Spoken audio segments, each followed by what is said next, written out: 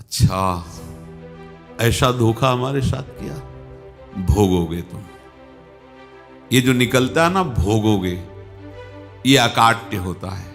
क्योंकि किसी का भी हृदय, मान लो किसी भी जीव जंतु को आप कष्ट दें और उसका हृदय आह भर जाए, तो वो आह वज्र की लीक है, तुम्हें भोगना पड़ेगा। वो आह किसी की ना लेना जिंदगी। कोई ऐसा कोई आह भर करके कह दिया तुम समर्थ हो, हम तो कुछ कर नहीं सकते, और अंदर से दुख, फिर तुम्हारी सामर्थ्य काम नहीं करेगी, मिट्टी में मिला देगी। ऐसा नहीं कि आप जो कर रहे हैं कोई देख नहीं रहा, कोई हिसाब किताब नहीं, जो कर रहे हैं अवश्य में भोक्तव्यम, बहुत सावधान।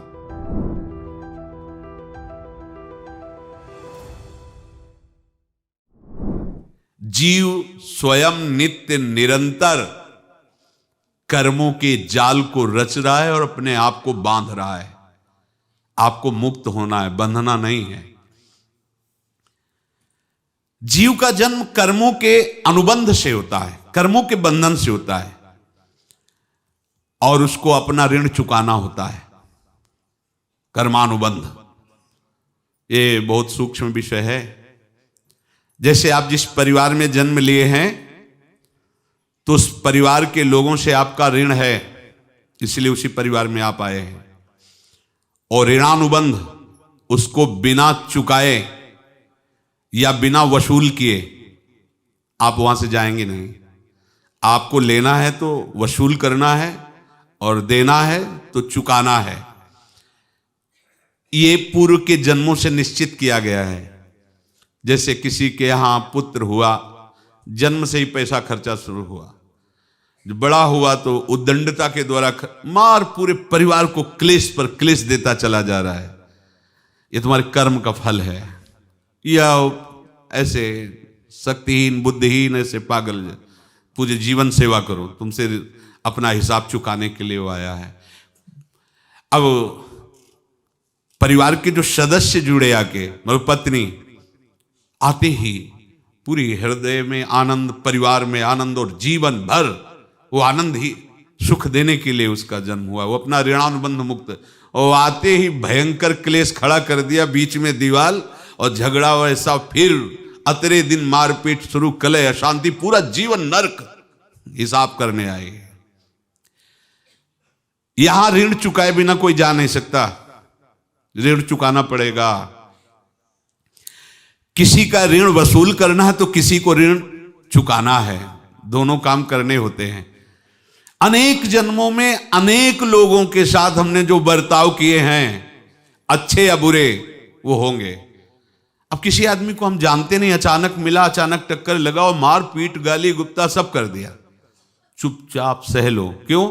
ये आपका हिसाब है, पूर्व का हिसाब। हमारा उससे कोई द्वेष नहीं, कोई संकल्प नहीं। अचानक घटना घटी और हमसे द्वेष करने लगा, हमें पीटने लगा, हमें गालियां दे, ये हिसाब है, चुपचाप सह जाओ। अपने घर का भाई ही भारी दुश्मन बन गया और क्लेश दे, हिसाब है। एक प्रभुदत्त ब्रह्मचारी जी की वाणी में पढ़ा था, एक महात्मा जी भ्रमण करते थे, तो उस समय असरफियां चलती थी, मोहरे असरफियां, तो उनको भेंट में देते लोग। तो या तो ठाकुर सेवा में लगे तत्काल, या संत सेवा में तत्काल लगे, उसका संग्रह करके डोलना ये ठीक नहीं है बैरागी के लिए, सिद्धांत में ये ठीक नहीं है। तो जब 2, 4, 6, 8 ऐसे मोहरे हुई, तो उन्होंने विचार किया कि और भ्रमण करके जब काफी मोहरे हो जाएंगी तो प्रयागराज में जब कुंभ पड़ता है, एक बार पूरे सब अखाड़े के संतों को, अलग अलग संप्रदाय सब संतों को बुलाएंगे और सबको पवाएंगे। अब साधु है तो यही विचार करेगा, और क्या विचार करेगा। तो उन्होंने ऐसे डंडा बनवाया, बेंत, जो ऊपर से चूड़ीदार और भीतर पोला, और मोहरे उसमें डालते गए।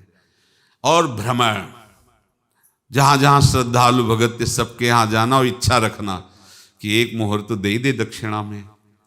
कामना कोई भी हो वो बांधती ही है, ध्यान रखना। इसीलिए प्रभु जो चाहे वो करे, अपनी चाह नहीं रखनी चाहिए, अपनी चाह प्रभु की चाह में मिला देनी चाहिए। धीरे धीरे वो छड़ी भर गई। भ्रमण करने वाले महात्मा चूड़ी लगाई, इंतजार करते रहे। जब प्रयाग का कुंभ पड़ा तो चले। तो रास्ते में एक गांव में पूछा जाता है, जैसे कहीं रुको कि कोई श्रद्धालु ऐसा है जो संत सेवी है। तो कुछ लोगों ने बताया, हाँ एक परिवार है बहुत संत सेवी है और आपको मिलाते हैं उनसे। आइए महाराज, घर में रुका। खूब अच्छा हलवा पूड़ी पवाया और जो घर के मालिक थे चरण दबाए। चरण दबाते दबाते उनकी दृष्टि पड़ी उस डंडे पे। इतना मोटा और ऊपर से कुछ चूड़ी सी भी नजर आ रही, इस डंडे में तो कोई रहस्य है ही है। अब महात्मा जी को खवा पिला के सुला दिया। महात्मा जी जब सो गए तो पत्नी से धीरे से कहा, वो डंडा लाओ बाबा जी का डंडा। वो चूड़ीदार जो ही खोला पलटाया तो सैकड़ों मोहरे। ऐसे संत रोज पधारे भगवान, तुम आनंद हो जाए फिर क्या। पत्नी से कहा, नाप के कंकड़ लाओ। वो तो महात्मा जी तो खाए खीर पूड़ी, आराम से सो रहे। रात में पूरी प्लानिंग करके उसमें कंकड़ भर के चूड़ी लगाकर सिराने रख दिया, सारी मोहरें हटा ली। महात्मा जी आराम से छड़ी उठाए तो वजन पक्का। वैसे बड़े लोग चतुर होते हैं, पर ये नहीं जानते कि कर्म कितना भयानक होता है। और उनकी कोई संतान नहीं थी, पर धन में इतना प्रेम उनको था। बहुत सावधान। साधु महात्माओं के पास जो अर्थ है, गृहस्थी अगर आता वहीं से है, पर अगर उसको जोर जबरदस्ती या किसी छल कपट से, तो वो उसका विनाश ही करता है। आज तक का प्रमाण है। अब उनको ये भाव पता नहीं होगा, या पता होगा तो लोभ के कारण वो उसको मान नहीं पाए होंगे। महात्मा जी गए प्रयाग में, किसी अखाड़े पर रुके और वहां प्रार्थना की कि कल जो है संपूर्ण अखाड़ों का निमंत्रण किया जाए और सब संतों को भोग पवाया जाए और उनको दक्षिणा भी दी जाए।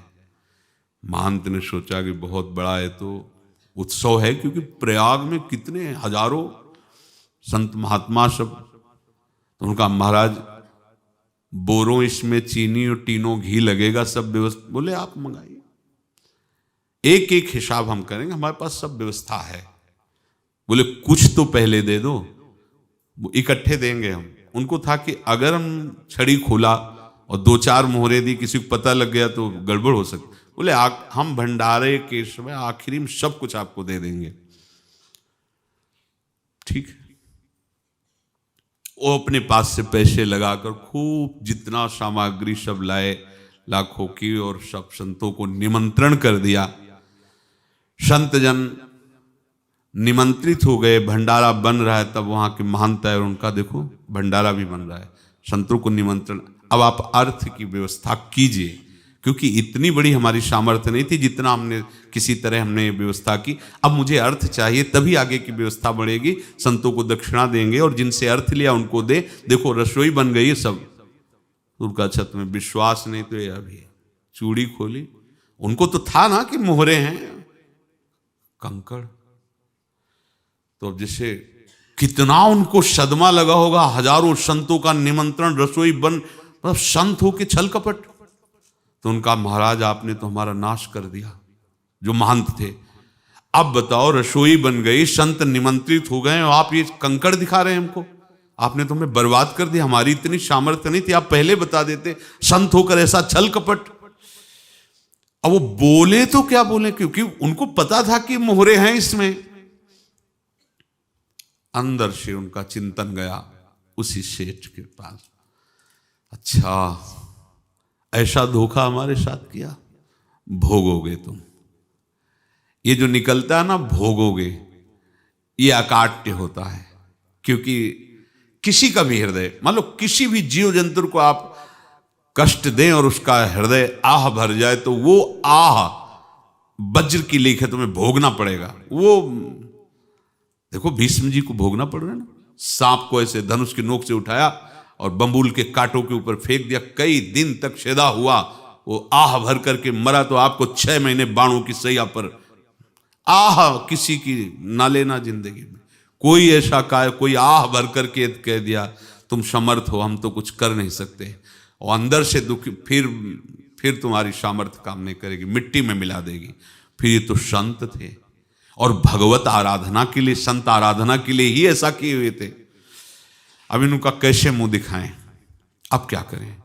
सुबह संत जन आएंगे, सबके बीच में हमारी कि देखो इन्होंने, अब क्या करें।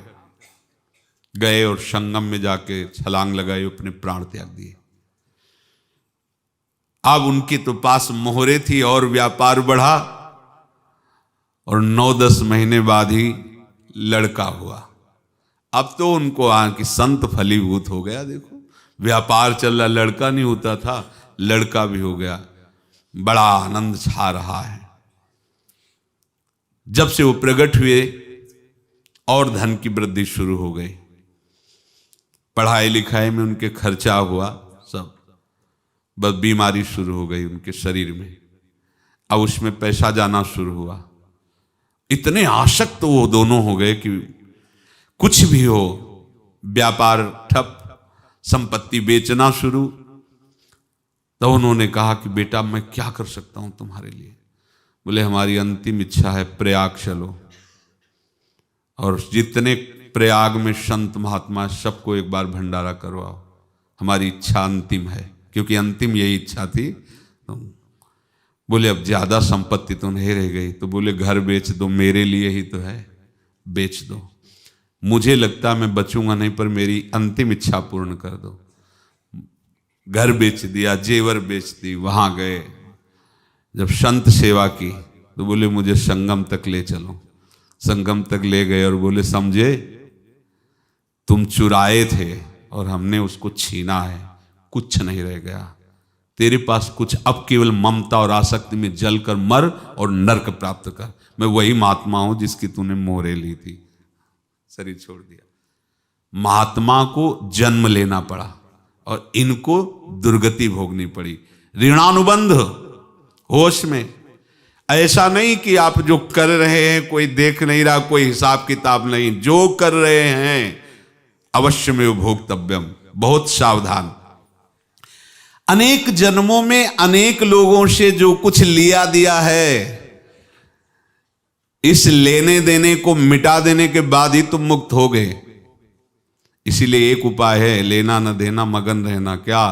मालिक को समर्पित हो जाओ, मालिक को अपना माना हुआ समर्पित कर दो, खत्म। अहम त्वाम स्वरूपापेभ्यो मोक्षयिष्यामि, सब खत्म। आगे पीछे लेना देना सब खत्म। एकादश स्कंद में भगवान श्री कृष्णचंद्र जी ने कहा जो मेरे चरणों का आश्रय लेकर भक्त मेरा भक्ति करता है, उसके पितृ ऋण, मातृ ऋण, देव ऋण, ऋषि ऋण, सब ऋणों से मैं मुक्त कर देता हूं। बस यही एक उपाय है जो इसके बंद करने का उपाय भक्तों के लिए है। वो यही है, भगवान की शरण में होकर अपना माना हुआ पूरा भगवान के अर्पित कर दो। अर्पित करने का तात्पर्य उसमें अहम हटा दो। तो दियम वस्तु गोविंदम तुभ्यमेव समर्पये। जिनसे तुमने सेवा करवाई है उनकी सेवा करनी पड़ेगी। जिनसे तुमने जो कुछ लिया है उनको देना पड़ेगा। ये लेने देने का व्यापार जब तक समाप्त नहीं होगा तब तक तुम्हारा जन्म मरण चलता रहेगा। अब आपको यहां समझना है, यदि आपसे किसी ने पैसे लिए बेईमानी करके नहीं दे रहा है तो आप उसको गाली मत दीजिए। आपने बेईमानी की थी इसलिए आपकी बेईमानी हुई है, ले गया, कोई बात नहीं है, बंधन से मुक्त हुए, जो बोझा था चला गया। उसको ऐसा ना देखे कि ये बेईमान हमारे रुपए मार लिए, अब जो कुछ होगा देखेंगे। अगर आप आगे नया कुछ करते हैं तो फिर आगे का हिसाब आपको भोगना पड़ेगा, ध्यान रखना। ऐसा नहीं है कि आपको भोगना नहीं पड़ेगा। एक ही उपाय है कि अब जो शरीर धारण किए इसी में जो भोग ले, आगे ना होना चाहिए। तो क्या करे?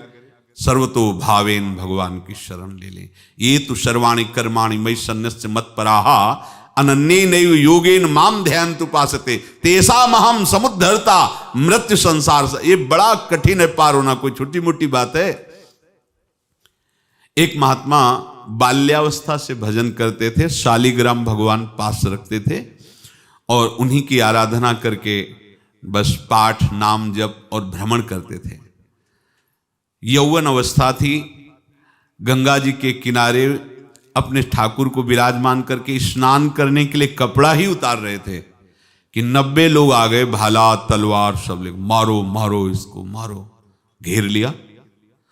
तो उन्होंने हाथ जोड़कर कहा हमने क्या अपराध किया, कोई सुन ही नहीं रहा। तो उन्होंने कहा मार तो डालोगे ही आप 90 लोग, हम कोई अस्त्र शस्त्र तो लिए नहीं, एक बार हमें गंगा में डुबकी लगा देने दो और अपने ठाकुर को स्नान करा देने दो, फिर इसके बाद आप मार देना। भगवत इच्छा से वो लोग रुक गए, स्नान किया और अंदर से प्रार्थना की, प्रभु ये क्या लीला है आपकी, आपके सिवा मेरा कोई है नहीं और ये मुझे मारना चाहते हैं। तो भगवान ने जानते हो क्या कहा उनके अंतर में, तुम मेरे में ध्यानस्थ हो करके शरीर को छोड़ो, ये लोग मारेंगे, ये मेरे भजन का फल है कि तुम्हें 90 जन्म नहीं लेना पड़ेगा, एक ही जन्म में 90 मिलके, तुमने 90 हिंसा की थी पूर्व में, तो तुम्हें 90 बार जन्म लेना होता और एक एक करके मारते। ये मेरे भजन का प्रताप है कि एक बार में ही 90 का हिसाब हो जाएगा। तुम आंख मूंदो, मेरे ध्यान में मगन रहो, मेरे प्रताप से तुम्हें कोई चोट नहीं होगी और स्वाभाविक मूर्छावस्था में प्राण तुम्हारे छूट जाए। ऐसा ही हुआ, ऐसा हुआ। तो ये बात समझ लो कि ये जो कर्मानुबंध है, ऋणानुबंध है। अब देखो, अगर शाप महात्माओं ने दिया कि तुम्हारे वंश का इससे विनाश होगा, तो भगवान भी परम धाम जा रहे तो उसी कील से, बाण की नोक में जो मछली लील गई थी छोटा कण, उसी से की नोक बनाई और उसी नोक को प्रहार किया, भगवान के श्री चरण में वही बाण की नोक लगी और भगवान ने स्वीकार किया ना। भगवान का बड़ा लीला विचित्र है। अगर छुप करके उधर रामावतार में बात, तो इधर ऐसे स्वीकार किया है भगवान ने। ऐसा कहीं नहीं दिखाया कि मैं भगवान हूं तो मैं अपने लिए, ऐसा नहीं दिखाया। नारद जी का हित किया पर नारद जी ने शाप दिया तो भगवान ने स्वीकार किया। बंदरों ने ही सहायता की, जैसा बोले थे वैसा। ये लीला इस शरीर में भोगनी पड़ेगी। हाँ, ज्यादा को कम में भुगता देंगे, पर अब अगला शरीर ना मिले, इसके लिए सर्वतो भावेन भगवान के आश्रित हो जाए। जैसे आपने दुकान फैला रखी है तो उसमें दो काम होते हैं, लेना और देना। किसी को उधार दिया है तो हमें उससे लेना है, और कोई नगद देकर सामान ले रहा है तो उसे सामान देना है, या उधार लिया है तो हमें उधार देना है। अब अगर दुकान बंद करनी है तो तुम्हें देने वालों पर जोर देना है, लेने वालों पर जोर नहीं। लेने वाला तो जाओ हम क्षमा किया, समर्पित किया, हमारा कोई संबंध नहीं, खत्म हो जाए, वो खुशी हो जाएगा। लेकिन देने वाला तुम अगर दुकान भी उठा दोगे तो जहां भी रहोगे तुम्हारे पास वो आएगा, लाइए हमारा। तो देने पर नजर रखिए, जिसका जिसका हिसाब है वो आपके सामने आता जाए, हटाते जाओ। लेने पर नजर मत रखिए और दुकान फौरन उठा दीजिए, नहीं अगर लेते देते रहे तो चलता रहेगा। आगे चलकर कुछ लेना न देना, मगन रहना बस अपने प्रभु के चिंतन में। अब हम कैसे जाने कि किसको क्या देना है, हमें क्या पता? तो हम पूरा हिसाब जिनको पता है उनको दे देते हैं, समझ रहे हो? उनको पता है क्या लेना है क्या देना है, तो इनके पास पहुंच गए या सरकारी हिसाब से सब बराबर कर देंगे।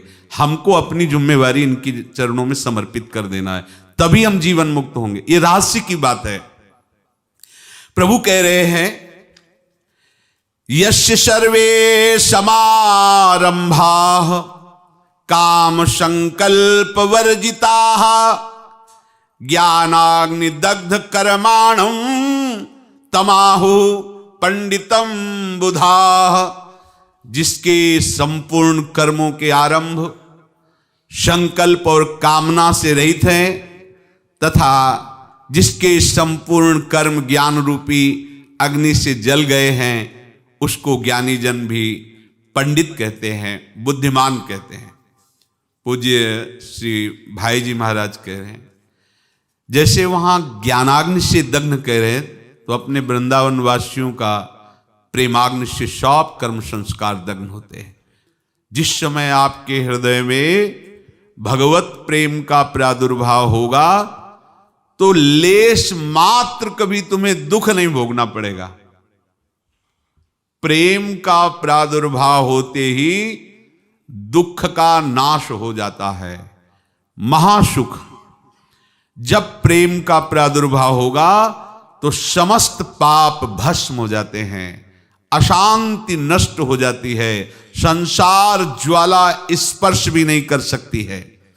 जब भगवत प्रेम का प्रादुर्भाव होता है तो हो सकता है उस उपासक के जीवन में दुखों का पहाड़ टूट पड़े, परिवार खिलाफ, शरीर रोगी, अव्यवस्था, बहुत बहुत कुछ, सब कुछ। कह रहे हैं इतना सब होने पर भी उसके हृदय में कोई भी दुख नहीं होता। ये ऐसा सामर्थ्यशाली भगवत प्रेम है। भगवान के चरणारविंद का जिसके हृदय में प्रेम है, भारी से भारी दुख भी उनको विचलित नहीं कर सकता।